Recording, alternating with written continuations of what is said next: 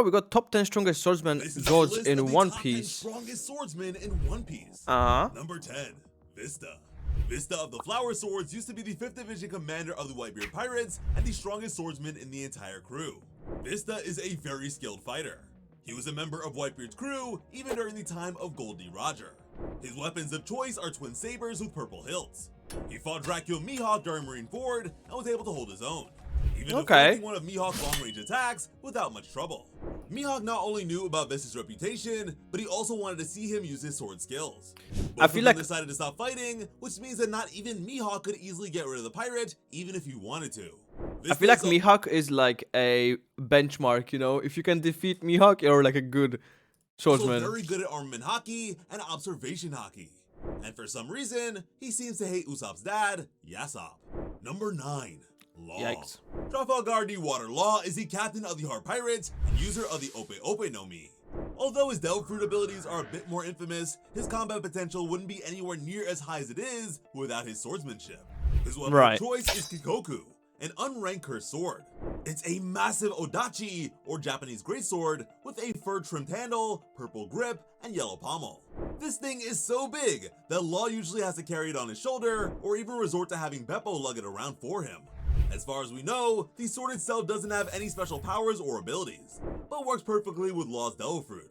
You'd think that such a surgically precise fighting style would require a more controllable blade, but Law tends to have his reasons. Law's sword slashes can't travel distances. They just cut, while his rune manipulation provides an extended range. With this sort of spatial slicing, he can cut people apart without harming them and manipulate the pieces from there as he so pleases. But yeah, that's kind of cool. Fruit abilities, Law it's really messed up, but but it's to cool. Handle someone like Smoker, who is Vice Admiral level. Law's go-to move is Amputate, which lets him cut a target without hurting them. His sword doesn't even need to touch a target for this to happen. The long range Knife, attack. Law can take this move to the next level. This one puts electricity into his sword. Aside from shocking the target, it also stops them from reattaching body parts. This makes up for any counter abilities an opponent might have. Law can increase his precision by aiming with a reticle over his blade or hand and connect while extending his blade. When his sword hits something, he uses injection shot to fire it like a gun, doing a lot of damage to a certain area. He can also do this from a distance, and even with his arm cut off, Law can still use his sword well because of his Sturban move, which uses his blade like a buzzsaw. And now that Law has awakened his Devil Fruit, he can do even more impressive things. Anesthesia lets Law code his sword in a miniature version of his room called K-Room. With it, he can pierce through anything without causing harm. Even though this doesn't seem like much on its own, it might be the best way to stop Haki in all of One Piece. When Law uses Shock Will, he can create an electric current that can cook an opponent from the inside out.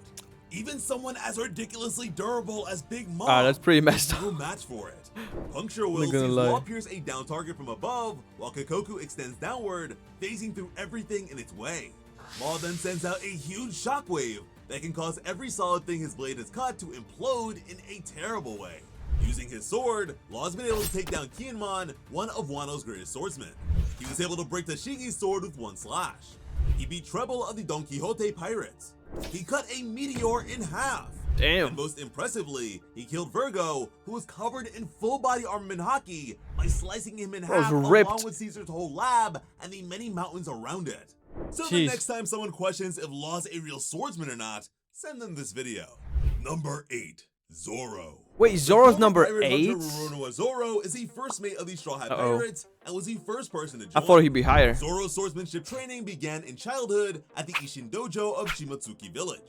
Even when he was young, he could beat his adult peers. Zoro's signature three-sword style is the uniquely unorthodox wielding of 3 blades, one in each hand and a third in his mouth. Before losing to his childhood rival Kuina's one-sword style 2001 times, Zoro mostly used two-sword style. But after she died and he received her sword and dreamed of becoming the greatest swordsman, he developed his three-sword style. You would think it would get in the way. Zoro has used a lot of different swords. These days, Zoro's weapons of choice are Wado Ichimonji, Sandai Kitetsu, and Enma.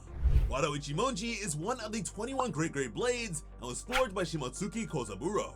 Kitetsu is a great blade and cursed sword forged by the former shogun of Wano, Kozuki Sukiyaki. Enma, like Wado Ichimonchi, is also one of the 21 Great Blades forged by Shimotsuki Kozaburo and was formerly wielded by Kozuki Oden. Zoro is one of the very few characters in the series with access to all three forms of Haki: Observation, Armament, and Conquerors.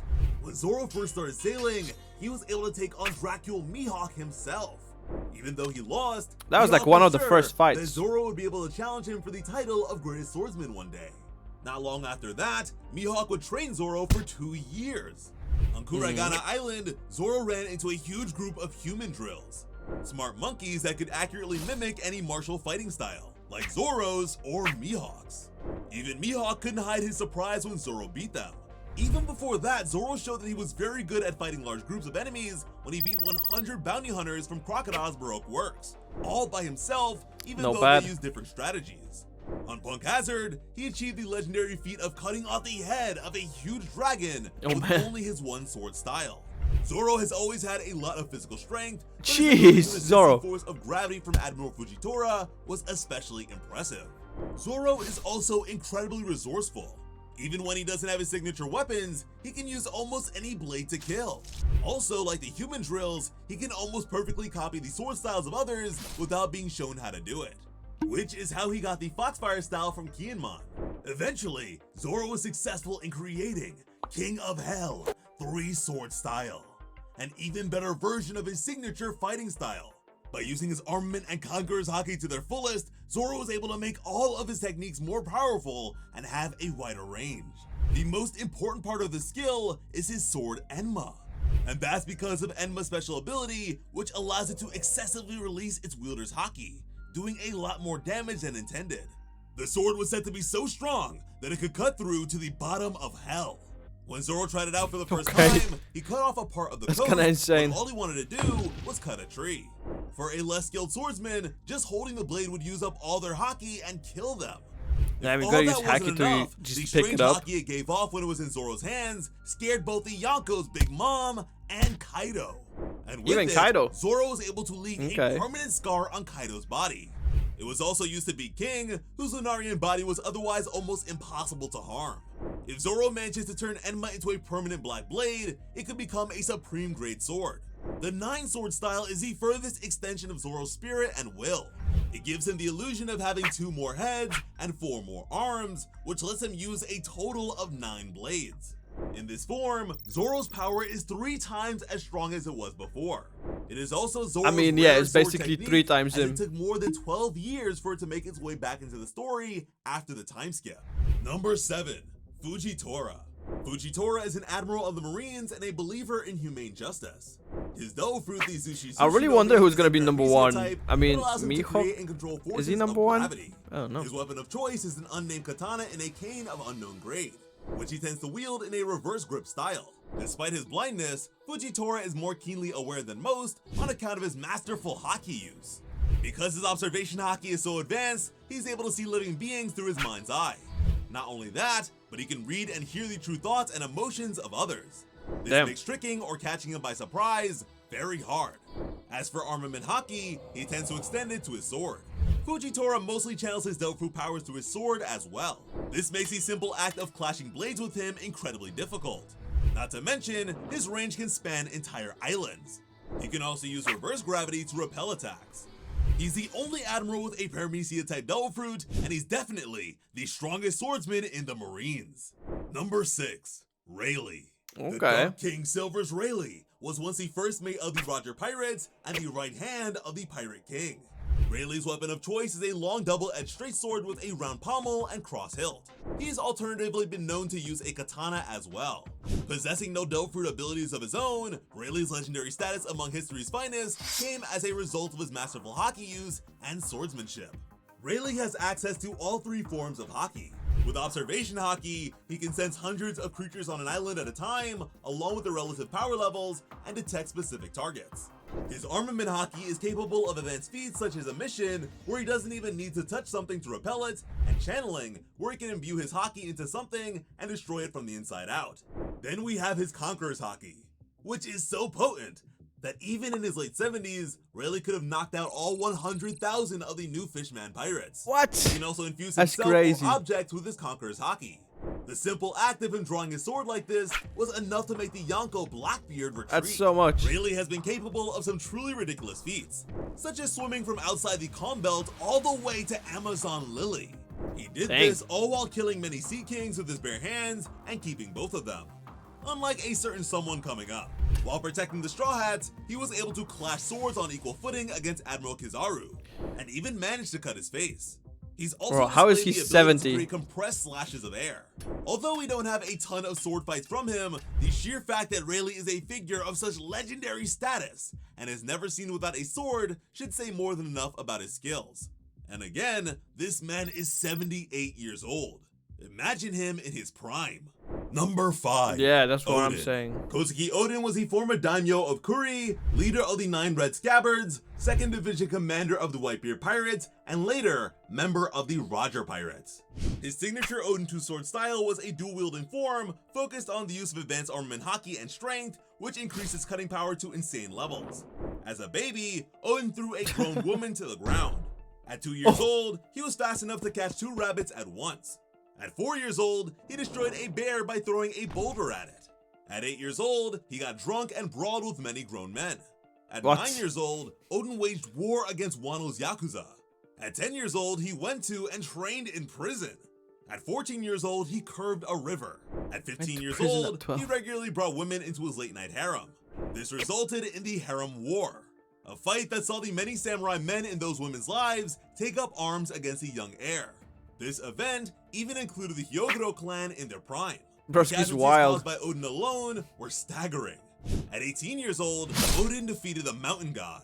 This was a divine creature of Wano country legend that easily devoured a village's worth of people, wiped out 25% of the flower capital, and took down a young Kianmon. And although Odin split the beast in half, the cut was so clean and precise that he managed to avoid killing it, as well as all the people it swallowed. In just one night, he single-handedly defeated all of Kuri's criminals, including Ashura Doji. Odin's weapons of choice were Ame no Hawakiri, which could slice through the heavens, and Enma, which could cut through the bottom of hell, both of which were among the 21 great grade swords. Odin was a master of all 3 forms of haki. Although he lacks any especially noteworthy feats of observation or conqueror's haki, he really is a menace, haki is where Odin's prowess is made especially clear. Even as a child, Odin was able to easily wield the haki-sapping Enma as if it were as light as a feather, which Zoro struggles to handle even now. At 29 years old, Odin was able to clash against Whitebeard and his Murakumogiri, one of the 12 strongest swords in the One Piece world. His Togen Shirataki technique was so strong that it could match the force of Whitebeard's Quake Punch. We are talking about the strongest Paramecia-type power in the world, and that was when Whitebeard was in his prime. After he took down several of the Roger Pirates, both Gabon and Rayleigh were prepared to work together against him in a 2-on-1 fight. He even survived a direct blow from Goldie Roger with only minor injuries. After spending so many years with 2 of the strongest pirate crews in history, Odin returned to Wano more powerful than he'd ever been before. At 39 years old, Odin managed to fight against Kaido on equal footing. During their final fight, Odin permanently scarred Kaido's near-invincible body in its most durable form. Even 20 years after his death, Kaido still recognized Odin to be the strongest samurai, and the one who could never be matched. Number 4. Shanks. Red-haired Shanks is the boss of the red-haired pirates and a Yonko that has maintained his position despite the rapid changing of times. Having been with the Roger Pirates since he was a baby, Shanks has been around legends his entire life, and it clearly shows in his abilities and notoriety.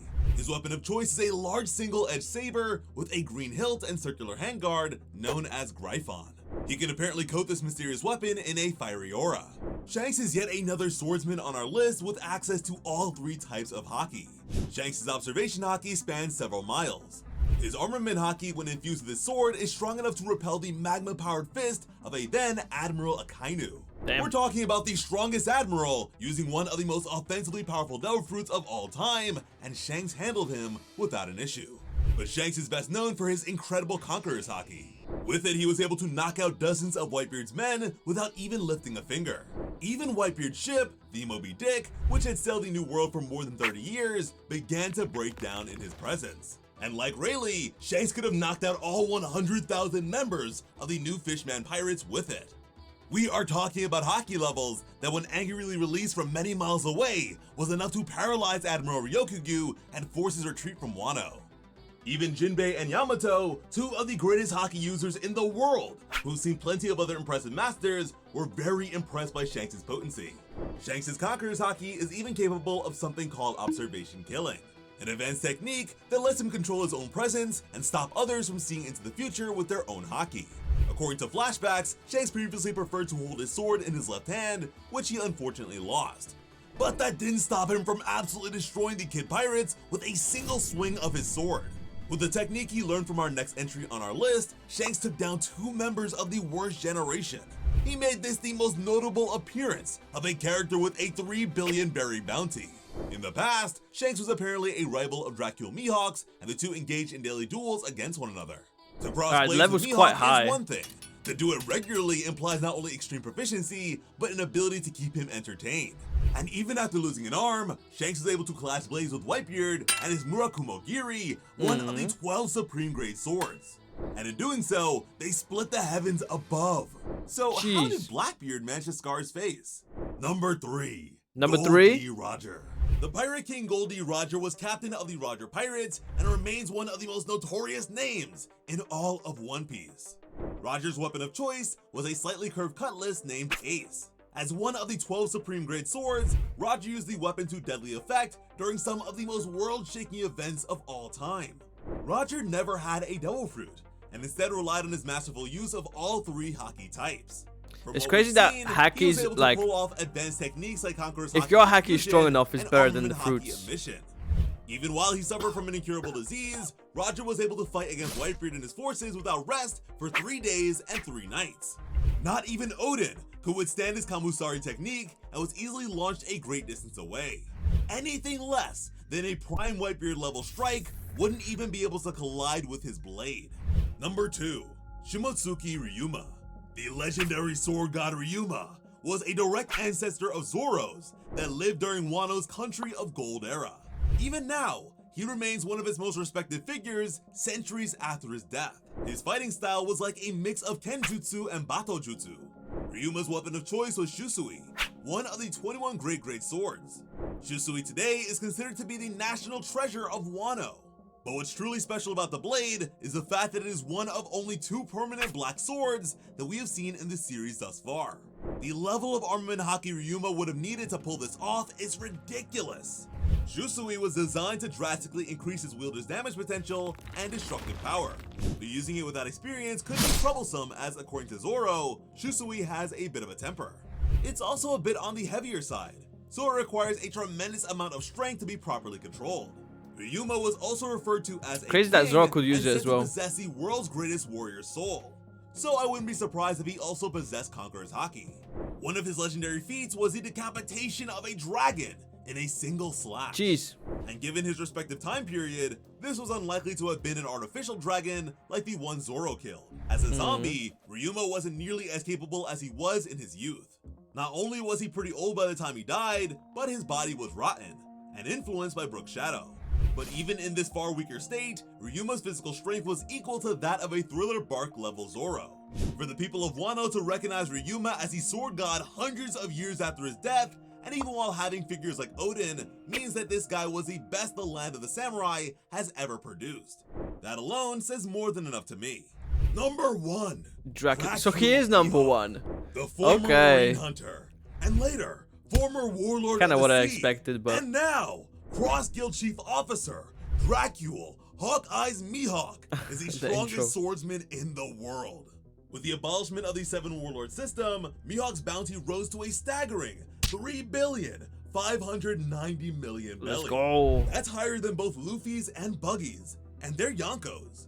His fighting style may be broken down into 2 categories: Strong Blade and Gentle Blade. With Strong Blade, Mihawk can casually split giant icebergs from major distances. With Gentle Blade, he could deflect bullets with only a slight touch of his sword. Mihawk's weapon we saw that in the beginning. A cross-shaped Kriegsmesser, and one of the 12 Supreme Great Swords. It is also one of only 2 permanent black blades we've seen in the series, and is certainly the strongest. Mihawk also uses a cross-shaped knife named Kokatana that he keeps as a pendant, which, despite its small size, is more than enough for him to take on even decently skilled swordsmen. Unlike most of our list, Mihawk's use of Haki has been pretty subtle for the most part. But he's clearly very capable when it comes to armament hockey, since he turned his sword black forever with it. When it comes to observation hockey, Mihawk's eyesight is incredible, and is even able to keep up with the movements of Luffy's Gear 2nd with ease and strike with extreme precision. Even before Roger's death, Mihawk fought endlessly until he ran out of worthy challengers. He fought legendary battles against Shanks in the past, only stopping because Shanks lost an arm and wouldn't be able to provide the same level of enjoyment and challenge. He single-handedly destroyed Don Krieg's fleet of 50 ships and 5,000 men. It was to the point where Don Krieg had to assume that Mihawk Early had episodes. powers. During Marineford, Mihawk fought against Vista and Crocodile and emerged completely unharmed. When Zoro clashed with Mihawk's clone, as Hawk, he noted that upon closer inspection, the artificial life form actually possessed a bit of humanity, which according to him, Mihawk doesn't have at all. Now, check out our video on every admiral in One Piece history for even more strong characters.